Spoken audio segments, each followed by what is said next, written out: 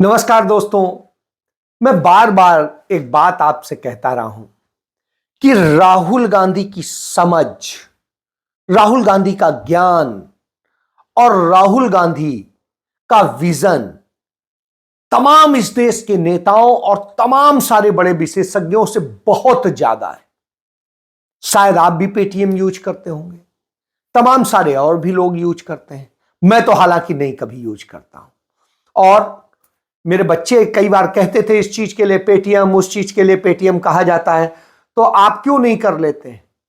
मैंने कहा नहीं, मैं पेटीएम यूज नहीं करता हूं क्योंकि मुझे पता है वो चाइनीज कंपनी इसको चलाती है और वो कैसे कैसे खेल कर सकती है। बहरहाल, जब पेटीएम नरेंद्र मोदी ने शुरू करवाया था और इसका विज्ञापन भी खुद किया था, हिंदुस्तान के इतिहास में पहला प्रधानमंत्री था जो विज्ञापन कर रहा था इसका।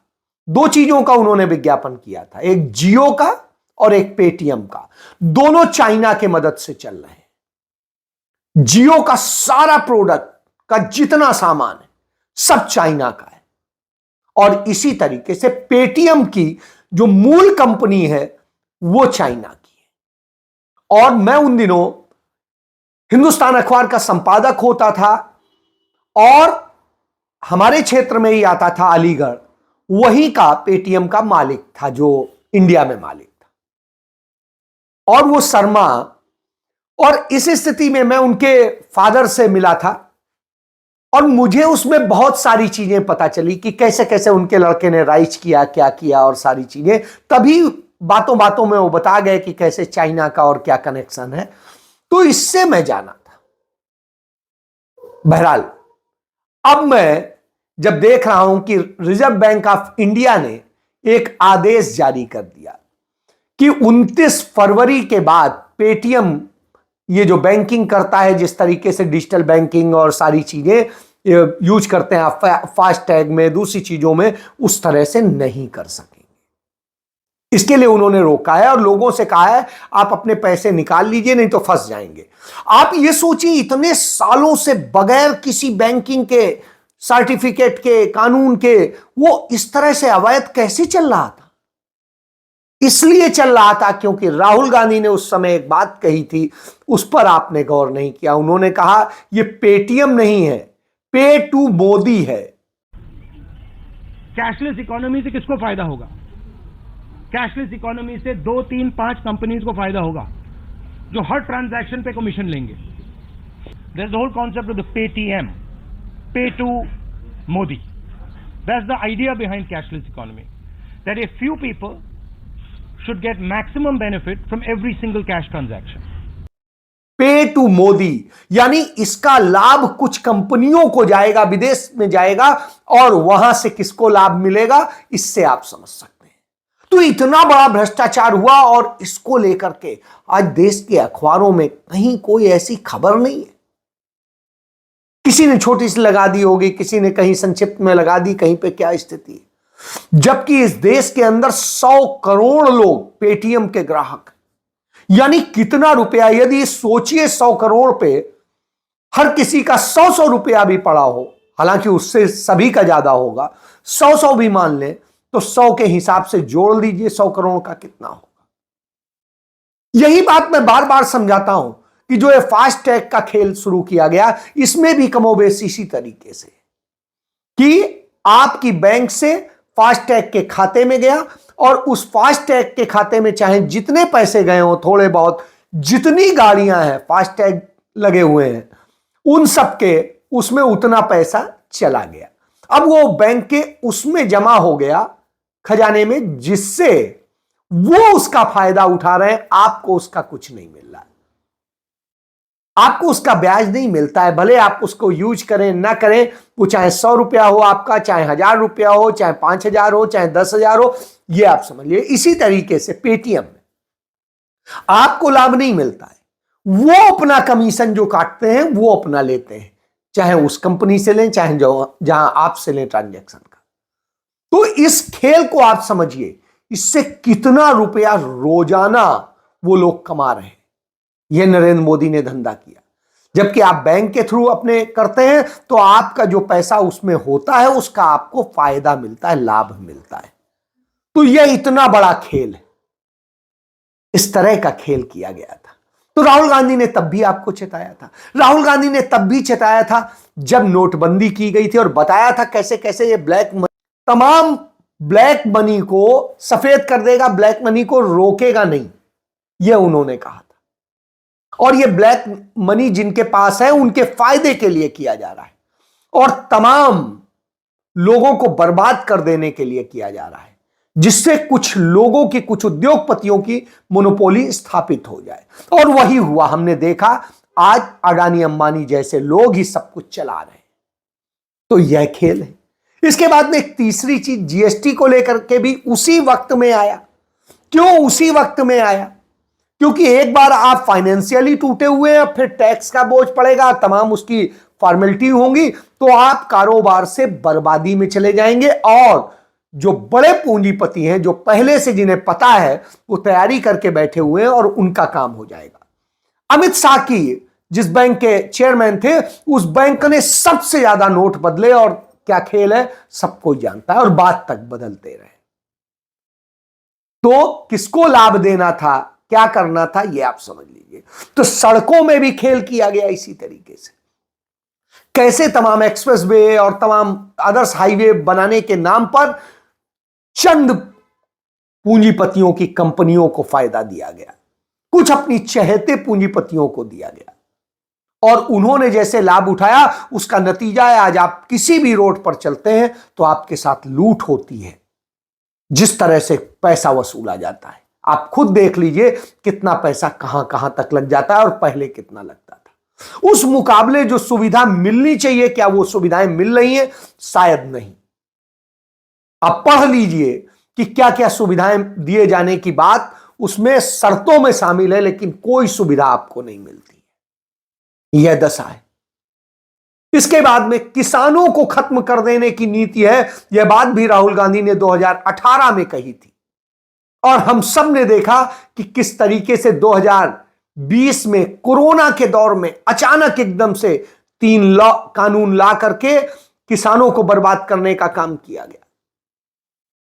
उन कानूनों के लिए लड़ाई लड़ी किसानों ने और लंबी लड़ाई लड़ने के बाद भी मिला क्या? सिर्फ झुंझुना कह दिया गया, हां ये होगा, ये होगा, ये होगा, और हुआ एक भी चीज नहीं। इसके बाद आप याद करिए, इसी तरीके से तमाम लोगों को, नागरिकों को लड़ाने और दूसरे तमाम सारी चीजें हुई और राहुल गांधी ने हर चीज के लिए चेताया और जनता के साथ खड़े हुए, चाहे किसानों की बात हो, चाहे युवाओं की बात हो। नौकरी को लेकर के राहुल गांधी ने जो कहा था कि किस तरीके से बेरोजगारी आने वाली है और कैसे कैसे कैसे बेरोजगारी में देश झोंका जाने वाला है, और वो चीज आज साबित हो रही कि भारत के इतिहास में सबसे ज्यादा बेरोजगारी है।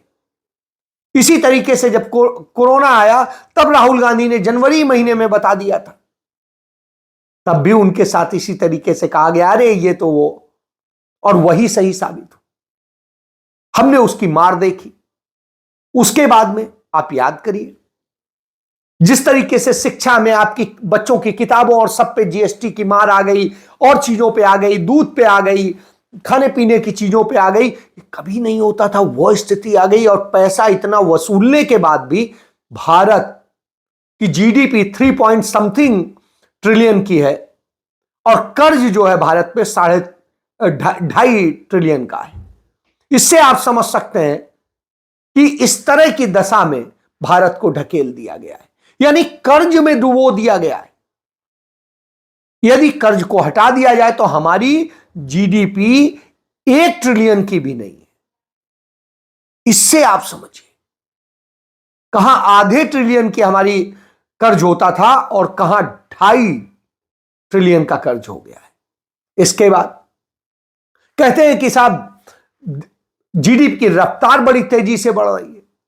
तो स्थिति यह है कि जो बताते हैं 2014 तक जो वैश्विक आंकड़े मानदंड होते थे उसके मुताबिक बनते थे, लेकिन अब अपने मन मुताबिक उसमें चेंज करके किया जिससे बढ़ी हुई दिखाई जा सके। लेकिन यह दुनिया के आंकड़ों के हिसाब से देखेंगे तो भारत की जीडीपी 3 पॉइंट समथिंग की रफ्तार से 3 से 4% के बीच की रफ्तार से बढ़ रही है, ना कि 7% की रफ्तार से। तो झूठ इस तरह होता है। जबकि मनमोहन सिंह जी के समय में 6.8% वैश्विक मानदंडों के मुताबिक बढ़ रही थी। तो इस तरह से अब बजट आया, तो बजट में अंतरिम बजट है, आखिरी बजट है नरेंद्र मोदी सरकार का, इसमें सबके लिए, किसानों और सबके लिए करना चाहिए था, लेकिन नहीं, इन्होंने इसमें भी चलते चलते जो किया वो किया, सबसे ज्यादा बजट दिया है डिफेंस को और सबसे कम दिया है किसान किसानी और उनके कल्याण को।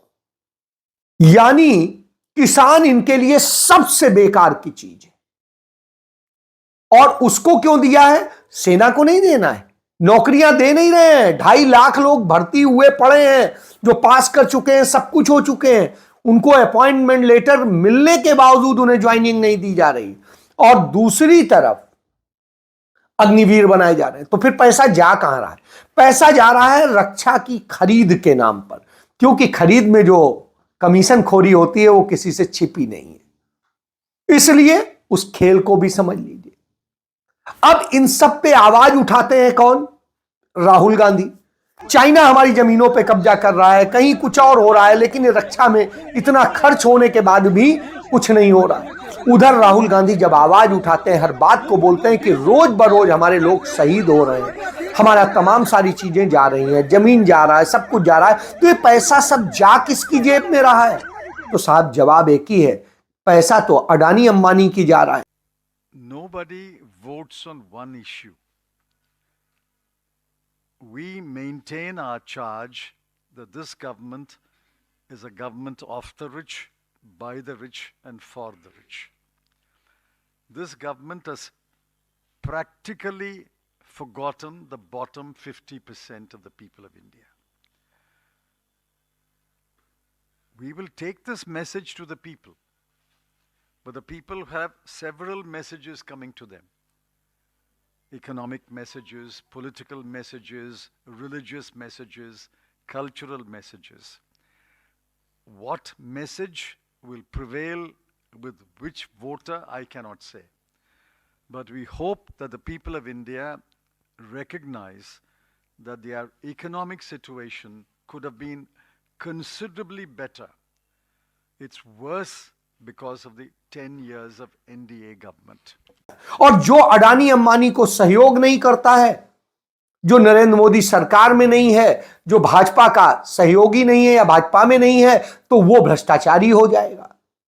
लेकिन जब वैश्विक आंकड़े हम देखते हैं तो हिंदुस्तान जो 2014 तक स्थिति है, विश्व स्तर पर भ्रष्टाचार के मामले में 76वें नंबर पर था, 76 नंबर पर था, वो अब 93 नंबर पर यानी 93 नंबर पर आ गया है। यानी इतना ज्यादा दुनिया के सबसे भ्रष्ट देशों में आज भारत शामिल हो गया है। ये नरेंद्र मोदी सरकार में हुआ है।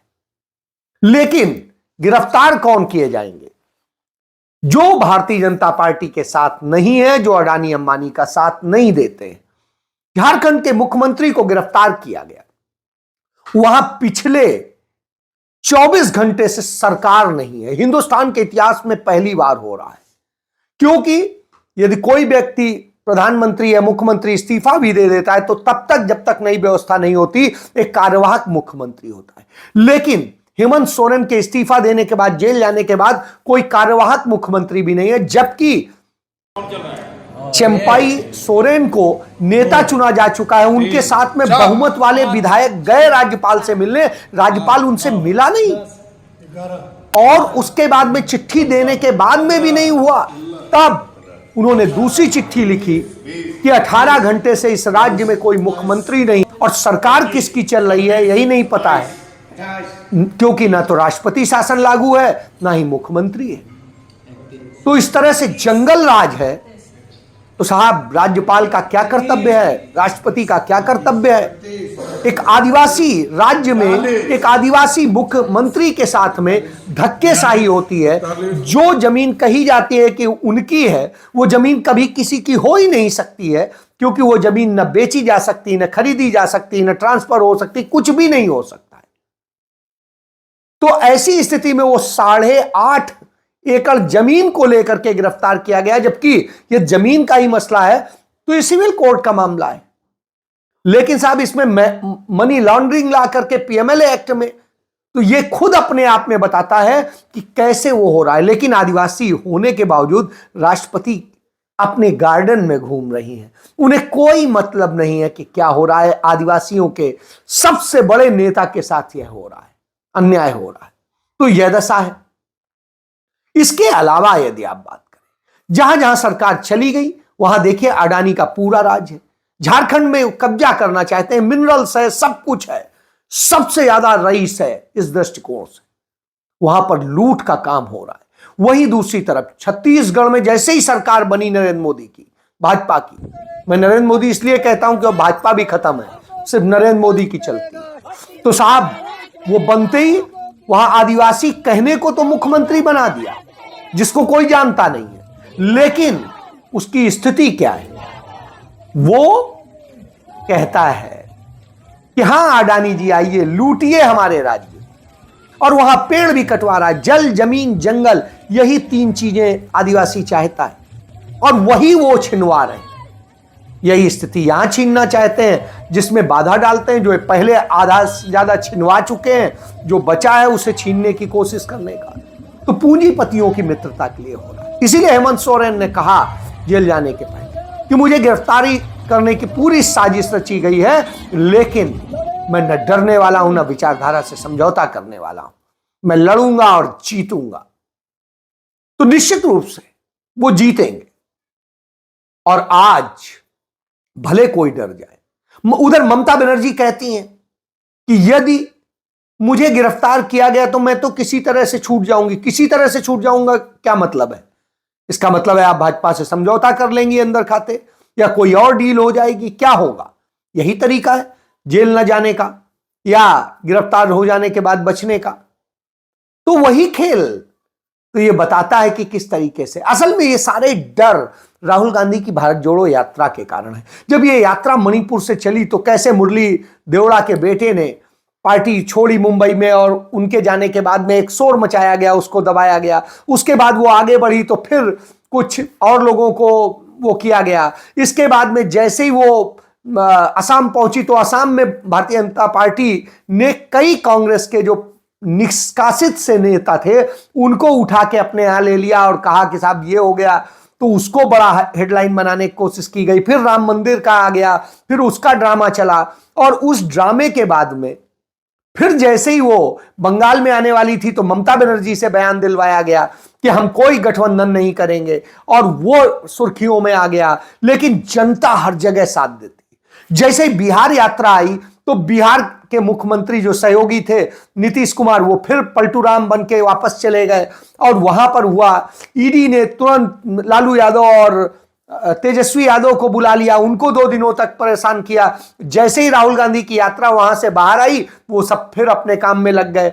उसके बाद में आप देखिए जैसे ही अब राहुल गांधी की भारत जोड़ो यात्रा झारखंड में आनी है, उसके पहले झारखंड में यह ड्रामा हो गया, और इस तरह से चल रहा है। तो ये पूरा सारा खेल है, ये रचा हुआ खेल है, ये चलता रहेगा, इस साजिशों का हिस्सा है।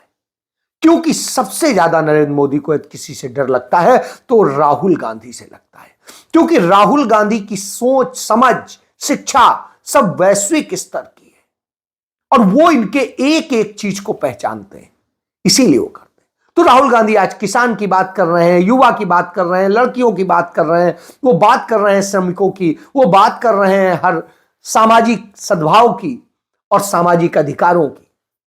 नरेंद्र मोदी को इन्हीं से तो डर लगता है, इसीलिए सारे हमले हो रहे हैं। बहरहाल जनता राहुल गांधी के साथ निकल रही है। इंडिया गठबंधन को हेमंत सोरेन की गिरफ्तारी के बाद में और मजबूती मिल गई है, और सब डटकर खड़े हैं, और सब ने हेमंत सोरेन के साथ होने की बात कही है। ये बड़ी बात है। और 43 विधायक जो हैं वो सीधे सीधे राजभवन तक पहुंच गए कि साहब हम तो यहीं हैं, कहीं नहीं। आप अपने 32 विधायक लेकर के सरकार बनाने की बात करते हैं, लेकिन राज्यपाल भागा हुआ है, डरा हुआ है। इससे आप समझ सकते हैं भाजपा की सारी साजिशें फेल होती जा रही हैं, और जनता इसका जवाब देने के लिए तैयार है। तो राहुल गांधी की जब यात्रा पहुंचेगी झारखंड में तो वो और शिद्दत से उनके साथ जुड़ेगी। क्योंकि अन्याय किया है नरेंद्र मोदी ने। जय